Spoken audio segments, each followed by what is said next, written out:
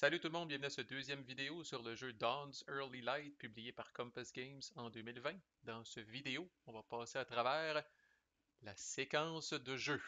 On va voir quand même quelques petites choses intéressantes là. Moi, je trouve toujours que c'est une bonne façon de commencer là, une playlist. Ça vous donne une idée de tout ce qui se passe dans un tour de jeu typique.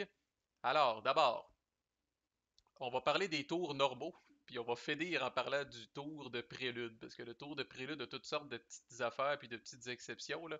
Fait qu'on va parler des 8 autres tours d'abord, avant de parler curieusement du tout premier tour, là, qui est le tour de prélude, là. Fait qu'au début des tours impairs, donc 1, 3, 5, 7, là, tel qu'on le rappelle sur le turn track, là, quand c'est écrit Public Policy, ce que ça veut dire, là, c'est qu'en commençant par le US player va choisir d'avancer un de ces trois marqueurs-là ici, donc soit celui d'opinion publique, d'économie ou de diplomatie, d'une case. Et ensuite, le Britannique fait pareil après avoir vu sur quel track le US a décidé d'avancer.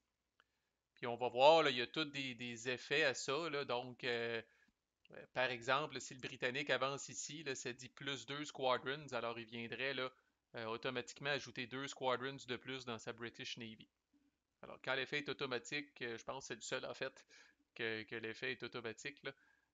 Tout le reste, on va le voir au fur et à mesure que je vais expliquer les règlements, là, mais entre autres, si le British décide d'avancer son économie, il reçoit ses 2 squadrons de plus automatiquement. Alors avec 6 squadrons, ça devient intéressant parce que là, il peut peut-être faire son Southern Coast Blockade et une autre blockade, tandis qu'avec juste les 4 squadrons qu'il y a au début, euh, il va logiquement le faire celle de la Nouvelle-Angleterre puis celle de Chesapeake, mais avec 6, ça lui donne quand même plus de flexibilité.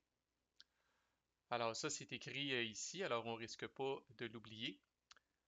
Ensuite, si on arrive au tour 5, encore là, il y a un petit reminder ici, plus 2 squadrons encore pour le Britannique. Donc le Britannique là, pourrait être rendu à 8 squadrons potentiellement dans sa British Navy. Là, je pense même qu'il y a des événements qui en donnent. Je ne sais pas c'est quoi le maximum, là, mais je les avais-tu mis ici? J'en ai 4. Si je m'en viens dans la main du British ici, là, je pense qu'il y en a, ouais, il y en a 6 de plus là au total. Alors, il peut se rendre jusqu'à 10. Là. Il y a probablement un événement, on verra ça, là, mais qui en donne deux autres. Là. Mais il peut y en avoir deux de plus ici, deux de plus quand on arrive en 1814, puis peut-être deux de plus via un événement. Ensuite, on tombe dans ce qu'on appelle l'action phase. Fait que, en commençant encore là par l'américain, c'est un classique. C'est un classique des card-driven games aussi. L'américain va jouer une carte, le britannique va jouer une carte, l'américain va jouer une carte, le britannique va jouer une carte, et on continue comme ça jusqu'à temps que les joueurs aient plus de cartes en main. Dans un tour typique, les joueurs vont avoir 7 cartes en main. Alors, on a une action phase là, où l'américain va jouer 7 cartes en alternance avec le britannique qui va jouer 7 cartes. Seule petite exception à ça, encore là, c'est le troisième et dernier cadeau sur la track de diplomatie. Puis on va voir là, dans le prochain vidéo comment ça peut être une bénédiction, comme ça peut être une malédiction, là, mais c'est écrit ici, là, le joueur qui est rendu là, pige une carte de plus et joue une carte de plus à tous les tours. Mais bon, on va le voir aux prochaines vidéos. Ceux qui ne sont pas familiers avec les card-driven games, là, l'Américain, par exemple, qui a des cartes britanniques en main, là, quand il va jouer ces cartes-là, l'événement britannique va arriver. Alors, avoir plus de cartes dans ce jeu-là, c'est pas nécessairement toujours un avantage. Si vous pigez, comme on dit, une main de cartes de merde, euh, vous allez, euh, vous allez peut-être souffrir et vous allez peut-être souhaiter de ne jamais avoir pigé cette dernière carte-là. Mais bon, par défaut, l'Américain va toujours jouer en premier, le Britannique va toujours avoir le dernier mot, à moins qu'un des deux joueurs soit rendu ici et pas l'autre. Ce qui pourrait faire en sorte, comme par exemple, si l'Américain est rendu ici, ben, il va jouer la première carte du tour et il va jouer la dernière carte du tour, ce qui est quand même, par exemple, je dois dire, très avantageux. Une fois que les joueurs ont plus de cartes en main, donc l'action phase, c'est jusqu'à temps que les joueurs aient plus de cartes en main, c'est le scoring phase. On a déjà parlé un petit peu dans le vidéo précédent, là. C'est là que la majorité des points de victoire, là, c'est la source de la majorité des points de victoire. Alors je rappelle qu'à ce moment-là, l'Américain va scorer le nombre de points de victoire correspondant pour chaque région britannique qu'il contrôle, et le Britannique va scorer le nombre de points de victoire correspondant pour chaque région américaine qu'il contrôle. Alors, dans une situation comme on a là au début de la game, là, personne ne fait de point de victoire parce que tout le monde est chez eux.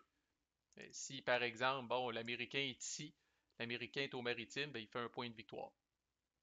Et dans ce jeu-là, c'est contraire à beaucoup de wargames, fait que je le mentionne, là, pour être considéré comme contrôlant une région, il faut avoir au moins une unité militaire dans cette région-là. Alors, c'est pas suffisant d'être le dernier à avoir piétiné cette région-là, là, puis d'avoir laissé juste en arrière un marqueur de contrôle. Pour être considéré comme contrôlant une région, là, il faut avoir des troupes au sol dans cette région-là. Les joueurs vont aussi scorer le nombre de points de victoire correspondant pour les régions neutres qu'ils contrôlent. Alors, les régions neutres, ça, ils peuvent aller d'un côté ou de l'autre, là, comme je disais dans la vidéo précédente, premier arrivé, premier servi. Fait que si, par exemple, l'Américain a une troupe à Niagara, il va scorer un point de victoire à ce moment-ci. À noter qu'il scorerait, ben, en fait, il ne perd pas ses points de victoire de Détroit parce que les home regions, même si elles sont vides, sont considérées comme contrôlées là, par la faction dont c'est la couleur. Ensuite, on va regarder, c'est quelque chose qu'on a vu aussi, là, le Naval Theater. Fait qu'on va voir les détails, là, mais on prend le nombre de points que le US a sur sa track de privateering. On regarde le nombre de points que l'anglais a sur sa track de blockade et on fait la différence entre les deux. Dans un cas hypothétique comme ça, au net, l'Américain ferait un point de victoire parce qu'il y a un point de plus de privateering que l'anglais a de points de blockade. Alors, faut faire attention quand même. Là. Si vous êtes le Britannique et vous n'avez aucune blockade, puis l'Américain s'est donné à fond dans le privateering, l'Américain pourrait faire potentiellement 5 points de victoire.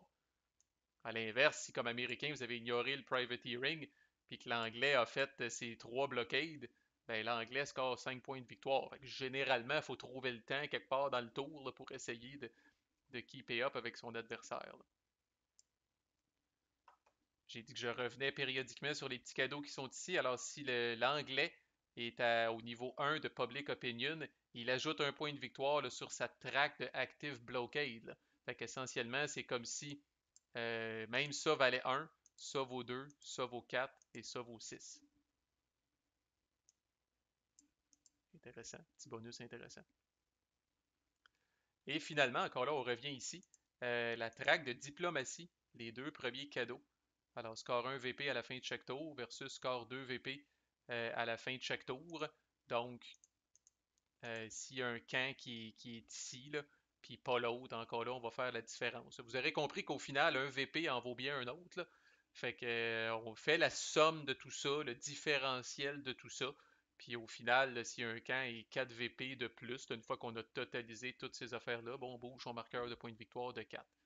Exceptionnellement, quand on est dans le scoring phase, la fameuse règle du 20 points de victoire ne s'applique pas tant que le scoring phase n'est pas terminé. Okay? Fait que j'ai commencé en expliquant les home regions, là, mais cas hypothétique, là, supposons que l'Américain est à 19. Puis comme on disait, là, il contrôle les maritimes, ce qui lui donne un point de victoire. Ah, j'arrive à 20, je gagne automatiquement. Non, non, on finit le scoring phase. Peut-être que le British contrôle des régions neutres. Peut-être que le British a l'avantage au niveau du théâtre naval. Peut-être que le British a l'avantage au niveau de la traque de diplomatie. Au final, peut-être qu'on va se ramasser là, quand tous les points vont avoir été calculés, qu'on va se retrouver à 15 points de victoire du côté américain, puis la game continue à ce moment-là. Ensuite, c'est ce qu'on appelle le upkeep phase. Alors, les joueurs vont venir ajouter un token de recrutement à toutes les villes qui n'ont pas déjà leur maximum de tokens de recrutement. Par exemple, ici, j'en rajouterai pas à Savannah, parce qu'il y a une valeur de 1 de token de recrutement, puis il y a déjà un token ici. Je viendrai en ajouter un en Nouvelle-Orléans, je viendrai en ajouter un à Nashville, donc jusqu'à temps que je plafonne à son nombre de tokens de recrutement. Le British fait pareil de son côté. À noter que l'Américain, Public Opinion, son premier cadeau, c'est de refiler 2 recrues tokens à chaque tour sur chaque ville. Donc, si l'Américain est ici au niveau du Public Opinion, là, arrive l'Upkeep Phase, par exemple à Baltimore, Washington, là, il viendrait mettre 2 tokens et non pas seulement un. À noter aussi que vous mettez les tokens de recrutement même si une ville est contrôlée par l'ennemi. Les tokens de recrutement continuent à s'accumuler, autrement dit, là, la pauvre population là, sous le joug de l'ennemi continue quand même, entre guillemets, là, de vieillir et d'être prête au combat. Alors, le Britannique ne peut jamais utiliser les tokens de recrutement. On ne peut recruter que dans ses home regions, hometown regions même. Alors, le Britannique ne pourra jamais brûler les tokens de recrutement de l'Américain, mais on continue de les accumuler comme ça. Si jamais les Américains ils libèrent la ville, ils vont être capables de recruter des troupes avec les tokens qui se sont accumulés là au fil des tours. On va venir resetter, pendant l'upkeep phase, on va venir resetter à zéro le privateering. Fait que le privateering, c'est toujours à recommencer tour après tour. C'est resetter à zéro à la fin de chaque tour et l'Américain va devoir trouver le temps au prochain tour encore là de faire des actions de privateering pour se remonter là. Les blockades, c'est moins intense comme reset. Là. Le Britannique n'a la responsabilité là, que de prendre une de ses squadrons qui est déployée sur une blockade et de la ramener dans son British Navy Supply, ici. Puis c'est son choix. Alors, comme par exemple ici, là, il pourrait dire, bon, ben, je prends ce squadron-là, qui de toute façon, la blockade n'était pas complète. Il pourrait prendre celle de Chesapeake aussi, mais bref, il ramène une seule squadron d'une blockade vers son British Navy Supply. Les autres restent là. Alors, encore là, le British a un petit peu plus. C'est un petit edge, finalement. L'Américain, c'est toujours à recommencer le privateering, tandis que le British ramène une seule squadron. Alors, à la fin, là, si par exemple le British occupe les trois blockades, là, ben, il en ramène juste une à la maison. Là, ça ne coûtera pas cher au prochain tour. Là, un point d'une carte, là, puis il va être capable de ramener ce squadron-là dans la blockade. Là, puis, tandis que l'Américain va devoir dépenser lui probablement plus de points pour être capable de faire son privateering. Si jamais ça arrive plus dans la deuxième moitié de la game, si jamais il y a des squadrons qui ont été déployés là, pour faire une attaque amphibienne, là, si on veut, là, ces squadrons-là, par exemple, sont tous ramenés à la maison par le Britannique. Et c'est à la fin du tour, là, vous allez comprendre un peu la séquence, c'est à la fin du tour qu'on redistribue des cartes aux joueurs. Alors, on distribue 7 cartes à tous les joueurs. Si jamais on passe à travers le deck, si jamais on épuise le deck, on rebrasse la discard pile pour refaire un nouveau deck, puis on continue de distribuer des cartes aux joueurs. Et encore là, rappelez-vous ici, s'il y a un joueur qui est rendu là, il reçoit 8 cartes en fait, au lieu de 7.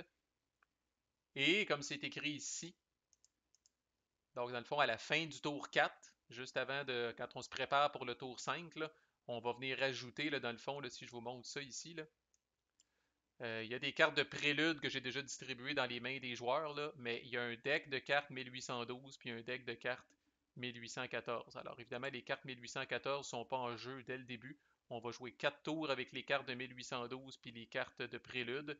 Puis à la fin du quatrième tour, on va ajouter les cartes de 1814 dans le deck. On va rebrasser tout ça. Puis on va redistribuer des cartes aux joueurs jusqu'à temps qu'il y en ait 7. C'est pour ça que quand on arrive après ça au début du tour, ben, les joueurs ont toutes 7 ou 8 cartes en main s'ils ont avancé assez sur la traque de diplomatie. Ceci étant dit, ça c'est les tours normaux. Le fameux tour de prélude. Qu'est-ce qui arrive dans le fameux tour de prélude, là? J'aurais pu en parler aussi quand on set up le jeu, là, parce que c'est évidemment c'est un one-shot, c'est le tour 0 si on veut. Alors il y a 12 cartes prélude. Donc on va brasser les cartes prélude, sont identifiées ici, là. Les cartes de 1812, ça va être écrit 1812 ici. Les cartes de 1814, ça va être écrit 1814 ici. Donc, il y a 12 cartes de prélude. On brasse ce deck-là et on le sépare en deux. 6 cartes à chaque joueur. Ça, on fait ça quasiment quand on set up le jeu. Et l'autre exception, là, ben, deux autres exceptions là, pour le tour de prélude. Chaque joueur va jouer seulement 4 cartes. Alors, vous allez garder 2 cartes dans votre main à la fin du tour de prélude. Alors que normalement, dans tous les autres tours, là, les joueurs épuisent les cartes qu'ils ont en main. Pour le tour de prélude spécifiquement, vous n'allez jouer que 4 sur ces 6 cartes-là. Et l'autre grosse différence, je me suis fait avoir dans ma première game. Là. Heureusement, mon adversaire a été un gentleman. Il n'y a pas de phase de scoring à la fin du tour de prélude, exceptionnellement. Il y a une phase d'upkeep où on va rajouter des recruit tokens, puis toutes les affaires qu'on a parlé là, dans la phase d'upkeep, mais il n'y a pas de phase de scoring. Alors, entre autres, ce que ça veut dire comme US, c'est complètement pointless de faire du privateering, parce que rappelez-vous qu'à la phase d'upkeep, le privateering revient à zéro. S'il n'y a pas de phase de scoring, ces points-là ne vous donnent absolument, absolument rien. Même principe, ça ne veut pas dire que vous ne pouvez pas conquérir des régions ou occuper des régions, mais sachez que vous n'aurez pas les points de victoire de ces régions-là à la fin du tour de prélude. Donc, une fois que le tour de prélude est terminé, vous aurez compris que chaque joueur, il lui reste 2 cartes en main. Alors, ce que vous allez faire, c'est que vous allez prendre la défausse, donc la discard pile. Alors, s'il y a des joueurs qui ont joué des cartes de prélude qui se sont retrouvés dans la discard pile, vous allez prendre ces cartes-là. Vous allez prendre toutes les cartes de 1812. Vous allez brasser tout ça ensemble. Et vous allez donner cette fois 5 cartes à chaque joueur, ce qui va lui permettre de monter à 7 cartes. Et là, on part la routine normale que j'ai expliquée. Là, les joueurs vont vraiment, l'Américain en premier, jouer une carte à tour de rôle jusqu'à temps qu'ils aient épuisé complètement leurs mains. On leur redonne 7 cartes lors de l'upkeep phase, là, puis on tourne comme ça. Fait qu'on va y revenir, là, mais le tour de prélude, je suis pas un grand fan nécessairement. Là, je trouve que c'est un peu, c'est bizarre. C'est un peu comme un apéritif, là. C'est un peu comme une mise en bouche, un réchauffement.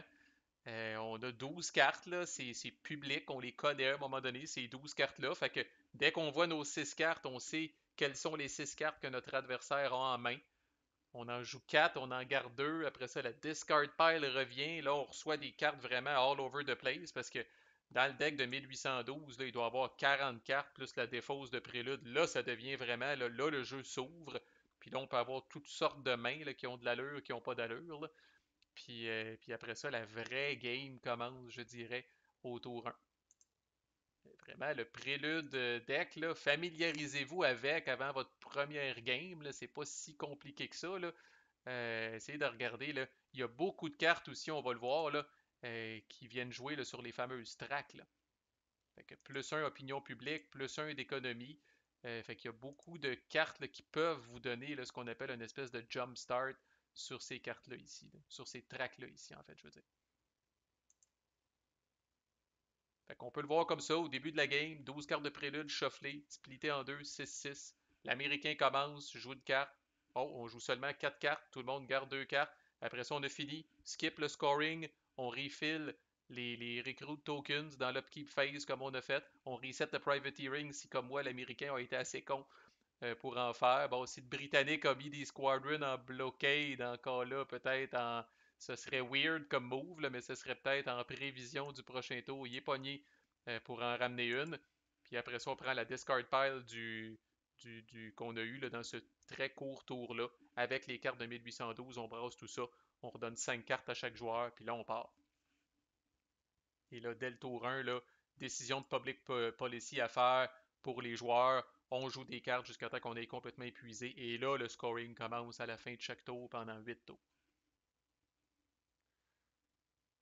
Alors voilà, c'est la séquence de jeu de Dawn's Early Light. Dans le prochain vidéo, là, on va regarder les cartes, l'anatomie des cartes plus en détail. Qu'est-ce qu'on peut faire avec une carte, là, sans rentrer dans les détails des opérations, là, de juste là, la danse de jouer une carte, d'alterner, quand est-ce qu'on peut jouer des événements, puis tout ça. C'est ce qu'on va voir dans la prochaine vidéo de la playlist. Alors, si cette séquence de jeu-là vous a intrigué, ben, restez à l'écoute pour les détails de Dawn's Early Light. À plus!